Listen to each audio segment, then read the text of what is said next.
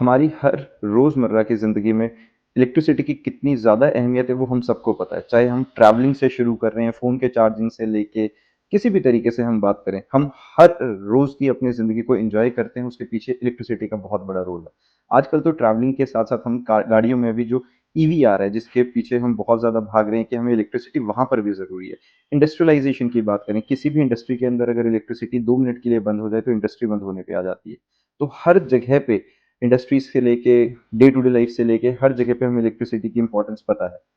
लेकिन अगर हम बात करते हैं इलेक्ट्रिसिटी जनरेशन की, जो हमें बिजली चाहिए है, उसमें जनरेशन के हमारे पास 2 ही तरीके हैं, रिन्यूएबल और non renewable resource of energy, जो हमने छोटी क्लासेस में पढ़े हैं, जिसके अंदर हमने डैम्स पढ़ा है या फिर हमने थर्मल एनर्जी के बारे में बात करी है।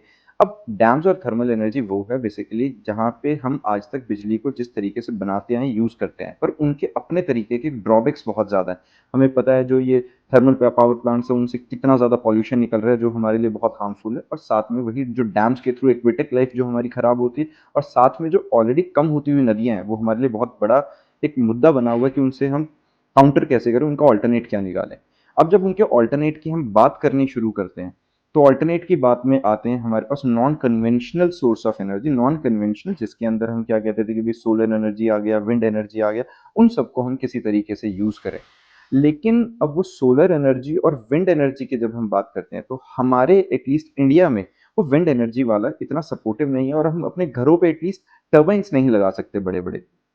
लेकिन अगर वहीं एक और अल्टरनेट की बात करी जाए, तो सोलर पावर प्लांट्स एक ऐसी चीज़ है जो आपके मेरे हर किसी के रूफ टॉप के ऊपर लगवाए जा सकते हैं, और इसी चीज़ को हमारी गवर्नमेंट भी बहुत ज़्यादा प्रमोट कर रही है। अगर हम पिछले कुछ दिनों की बात करें, तो 2 तरीके से पहले सोलर पावर प्लांट्स लगाते थे कि सिर्फ़ हम इन्वर्टर को चार्ज करेंगे।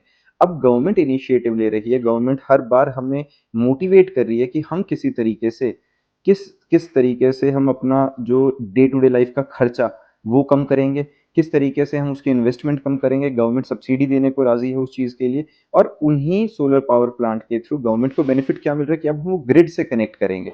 जो अदरवाइज़ जो बेसिकली हमारे पास थर्मल पावर प्लांट या डैम्स के थ्रू बिजली बनती थी, अब वही बिजली हमें थर्मल की जगह पे सोलर पावर प्लांट के थ्रू बनेगी, जो हमें पैसा कमा के भी दे रही थी।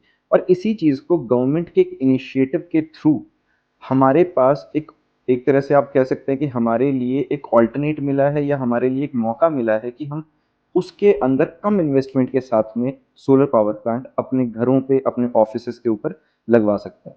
और आने वाला फ्यूचर भी उसी चीज़ का होगा। हमें आज नहीं तो कल कभी ना कभी सोलर पे स्विच करना ही पड़ेगा। अगर हम आज कर लेते हैं तो ज़्यादा अच्छा रहेगा, एनवायरनमेंट के लिए भी, हमारे लिए भी। वो फाइनेंशियल से लेके इकोनॉमिकल तो है ही, फाइनेंशियली हमारे लिए हेल्पफुल रहेगा। साथ ही साथ में हम जो नेचर के लिए कुछ कर सकते हैं, वो हमारे लिए कार्बन फुटप्रिंट्स को कम करने के लिए सबसे ज़्यादा अच्छा एक स्टेप रहेगा, अगर हम सोलर की तरफ चलते हैं।